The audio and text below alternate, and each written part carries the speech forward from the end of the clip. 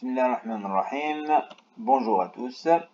Aujourd'hui, nous allons explorer le premier chapitre du modèle énergie renouvelable solaire photovoltaïque.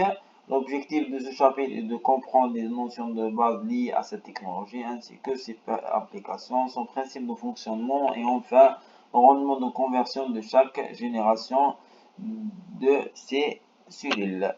Le plan de travail est défini comme suit. Nous commençons tout d'abord par une introduction. Ensuite, nous présenterons les différents types d'énergie renouvelable. En troisième lieu, nous nous concentrons sur l'énergie solaire photovoltaïque ainsi que ses applications. Et enfin, nous terminerons par une compréhension du principe de fonctionnement des cellules solaires photovoltaïques. Alors, vu la croissance de la population mondiale et l'augmentation de l'utilisation accrue de l'énergie sous forme d'électricité dans diverses applications d'une part, et la baisse des ressources énergétiques traditionnelles avec l'apparition de leurs effets indésirables sur l'être humain et l'environnement de l'autre part, il est devenu primordial de trouver des ressources d'énergie alternatives, non polluantes, renouvelables et favorisant le développement durable. C'est exactement la définition des énergies renouvelables qui contient l'énergie biomasse, éolienne, géothermique, océan hydraulique et principalement l'énergie solaire. Mais pourquoi elle est essentielle? En effet, l'exploitation de l'énergie solaire présente une solution très prometteuse car les radiations solaires reçues par la Terre en une année est plus élevée que toutes les réserves fossiles et fissiles combinées présentes sur la planète. Ainsi qu'elle est plus élevée que la consommation mondiale annuelle, aux environs de 11 000 fois supérieure aux besoins de la population mondiale. Cette énergie solaire contient deux branches essentielles, l'énergie solaire thermique et l'énergie solaire photovoltaïque. L'énergie thermique se base sur la concentration de rayonnement solaire afin d'obtenir de la chaleur à haute température qui sert à chauffer un fluide collaborateur. L'énergie reçue par le fluide peut être ensuite utilisée directement, par exemple sous forme d'eau chaude ou indirectement par la production de vapeur d'eau afin d'obtenir de l'électricité, tandis que l'énergie solaire photovoltaïque ou simplement dite PV provient de la conversion de la lumière du soleil en électricité au sein de matériaux caractéristiques ou matériaux semi-conducteurs. L'énergie photovoltaïque est l'énergie la plus pratique car il suffit de connecter ces dispositifs avec nos appareils électriques et on obtient de l'électricité. En plus, c'est la seule source d'énergie qu'on utilise sans centrale électrique et on peut facilement implémenter sur nos toits de voiture, les jouets des enfants presque partout sur la Terre et même dans l'espace.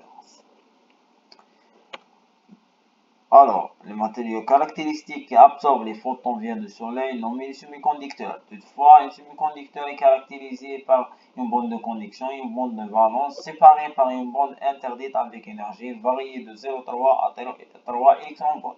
L'absorption d'un photon d'énergie suffisante par un semi-conducteur fait passer l'électron de la bande de valence vers la bande de conduction. Mais cet électron revient à sa place vide tant qu'il y a pas une force qui va à l'extérieur vers l'extérieur. Donc l'énergie de l'électron va être perdue sous forme de chaleur. Pour résoudre un tel problème, on utilise souvent les jonctions P1. Les jonctions P1 constituées de deux matériaux semi-conducteurs, l'un de type 1 et l'autre de type P, qui sont mises en contact. Comme nous avons déjà dit, la mise en contact d'un semi-conducteur d'OPP avec un semi-conducteur d'OP1 s'appelle la jonction P1. Lorsque les photons du soleil transmettent leur énergie aux électrons, ces dernières sont excitées, quittent leur niveau d'énergie et laissent derrière eux des trous pour passer aux autres niveaux plus énergétiques et vice-versa, ce qui va créer une zone dépeuplée ou zone de charge d'espace. Par conséquent, un champ électrique interne dans cette zone apparaît. Les électrons électrons ainsi formés vont avoir tendance à se recombiner, mais lorsque le phénomène aura lieu au voisinage de la jonction P1, le champ électrique va au contraire contribuer à séparer les charges positives et négatives. Les électrons sont repoussés vers la couche N et les trous vers la couche P. Les électrons cherchent toujours à se recombiner aux trous, sont alors obligés de passer par un circuit extérieur pour rejoindre les trous et se crée donc un courant électrique.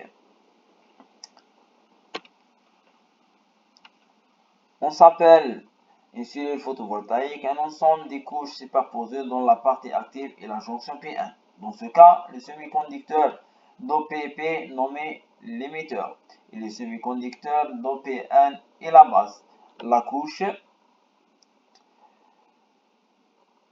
au-dessous de l'émetteur est appelée la couche fenêtre, définit une fine couche fortement dopée 1, ce qui crée une barrière de potentiel dont l'objectif est de minimiser la recombinaison sur la face avant de la cellule photovoltaïque. La couche au-dessous de la base et le champ de surface arrière, une couche fortement dopée P, sert à minimiser la recombinaison en face arrière de la cellule. L'ensemble est couvert par une couche anti-réfléchissante dont son rôle est de réduire la réflectivité de la cellule au niveau de la face avant.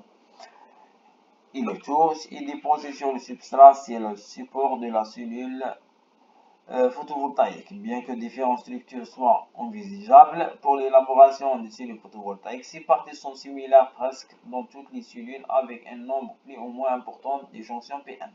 Pour modéliser une cellule par un schéma électrique, comporte un générateur de courant qui modélise les radiances et une diode qui décrit la jonction P1. Les principaux caractéristiques d'un cellule solaire sont les caractéristiques courant de tension et la puissance tension comme montre la figure. Les paramètres caractérisés sont les courants de court-circuité, la tension du circuit ouvert, le facteur de forme et enfin le rendement de conversion. Une autre caractéristique importante de la cellule est le rendement ou l'efficacité quantique externe, qui représente le rapport entre le courant collecté au contact et le courant photogénéré par les photons. En plus, elle donne l'information sur la gamme de longueur d'onde d'absorption d'une cellule solaire. Le problème majeur des cellules solaires est qu'aucun photon d'énergie inférieure au gap n'est absorbé, donc le rendement quantique est nul pour les grandes longueurs d'onde, ce qui est la cause principale des rendements faibles de ces cellules. Donc, cette carte représente les rendements records des différentes technologies des cellules solaires. On trouve les multijonctions dans le premier rang avec un rendement record de 45%. On trouve aussi les couches minces de deuxième génération avec un rendement record de 23,3% par le CIGS avec un soleil concentré. Et pour les cellules émergentes ou de troisième génération, on trouve les boîtes quantiques avec un rendement record de 20%. En résumé, dans ce chapitre, nous avons exploré les principes fondamentaux de l'effet photovoltaïque, conversion des photons en courant électrique via les semi-conducteurs. Aussi, nous avons exploré les composants des cellules photovoltaïques, de la jonction P1 jusqu'à la cellule solaire. Aussi, nous avons exploré les technologies clés des cellules photovoltaïques ainsi que son rendement.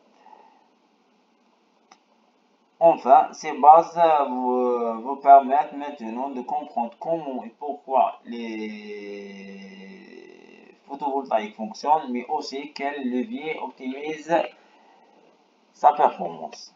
Merci bien de votre attention. À très vite pour la suite.